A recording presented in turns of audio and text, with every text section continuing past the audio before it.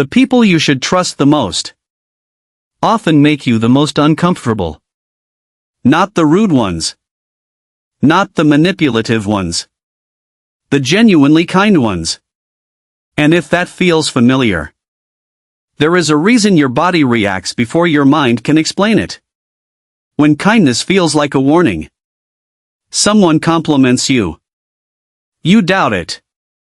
Someone helps you. You wonder what they want. Someone treats you with warmth. You start looking for the catch. You scan their tone.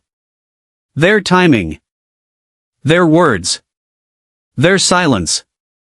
Because part of you is not receiving kindness. Part of you is preparing for what might come after it. The real problem isn't trust. Most people think this is a trust issue. It isn't. At least not in the way they think.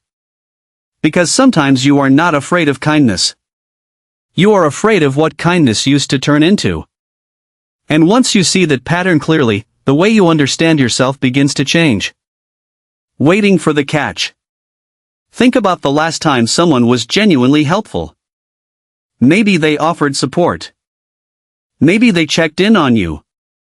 Maybe they did something thoughtful for no obvious reason. And almost immediately, your mind started asking questions. Why? What do they want? What are they expecting? What's the catch? What's interesting is that you don't do this with everyone. You do it most with people who seem sincere. Because when kindness has disappointed you before, your brain stops focusing on the kindness. It starts focusing on what might happen next. The mind becomes less interested in the gift, and more interested in the price. Here's what's strange. The more someone tries to prove they're trustworthy, the more suspicious you sometimes become. Because trust isn't being blocked by the person in front of you. It's being interrupted by something older. And that's where things get interesting. Why compliments feel uncomfortable. Someone says, "You did a great job." And instead of accepting it, you explain it away. You got lucky. It wasn't a big deal. Anyone could have done it. You shrink the compliment before it has a chance to land. Why? Because for some people, a compliment feels less like recognition and more like pressure. The moment you accept something positive, a new fear appears. What if I can't live up to that? What if they expect more now? What if they're wrong about me? So instead of receiving the compliment, you protect yourself from it. Most people think low self-esteem sounds like self-criticism. Sometimes it sounds like refusing to believe anything good about yourself. And the longer that pattern continues, the harder it becomes to trust people who genuinely see value in you. If you've ever questioned someone's kindness, even when they gave you no reason to, comment, trust. The people who feel familiar. Here's a question. Have you ever felt more comfortable around someone emotionally distant than someone emotionally available? The distant person feels normal, predictable, almost relaxing. But the warm person feels intense, uncomfortable, hard to trust. That sounds backwards. But it happens more often than people realize. Because familiarity and safety are not the same thing. Something can feel familiar and still be unhealthy. Something can feel unfamiliar and still be exactly what you need.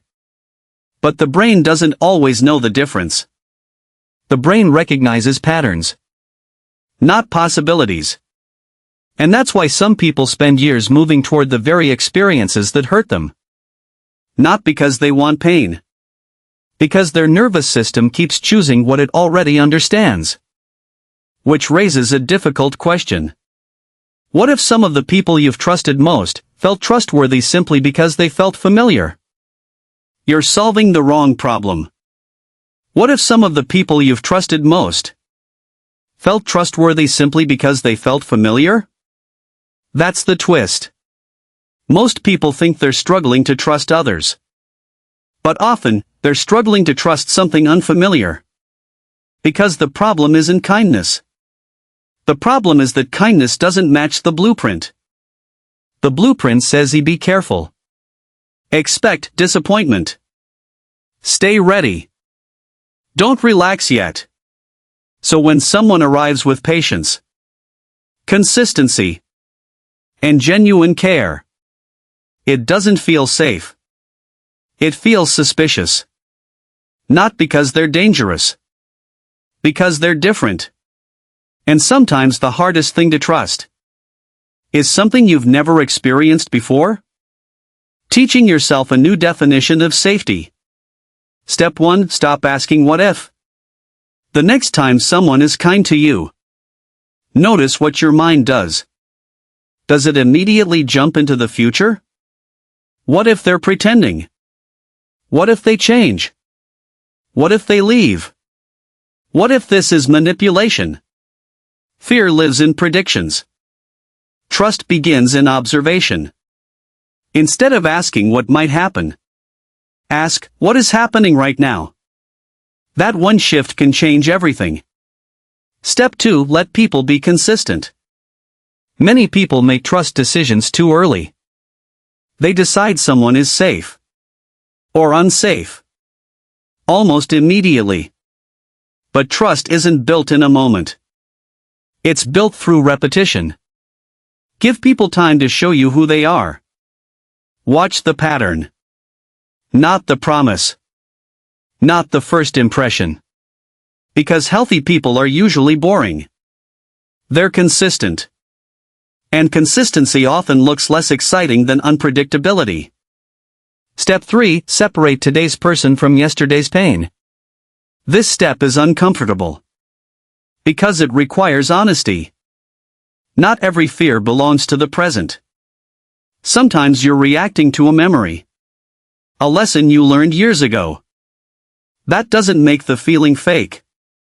The feeling is real. But the source may not be. And learning the difference is one of the most powerful skills you can develop. Step 4. Receive without earning.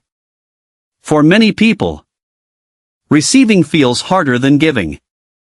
Giving feels safe. Giving creates control. Receiving creates vulnerability. But healthy relationships require both.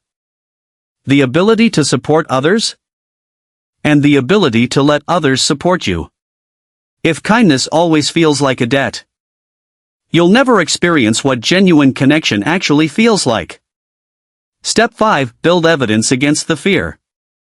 Don't try to force trust. Collect evidence. Small evidence. Real evidence. Notice the people who stay. Notice the people who keep their word. Notice the people who don't disappear when things get difficult. Your brain learned fear through repetition. It can learn safety the same way. The wall that protected you. The truth is, there was a time when being careful probably helped you. There was a time when expecting disappointment made sense. There was a time when trusting too easily came with consequences. So your mind adapted. It built a wall. And that wall had a purpose. The problem is that walls don't know when the danger is gone. They don't know the difference between yesterday and today. They only know how to keep doing their job. Which means the same wall that protected you from pain can also protect you from connection. And that's why healing isn't about tearing the wall down. It's about teaching it when it's no longer needed. The hidden cost of being misunderstood. And if this pattern feels familiar, there's another behavior that often grows from the same place. Over-explaining. The need to explain yourself. Defend yourself. Clarify everything. Even when nobody asked. And once you understand why that happens, you'll start hearing your own conversations differently.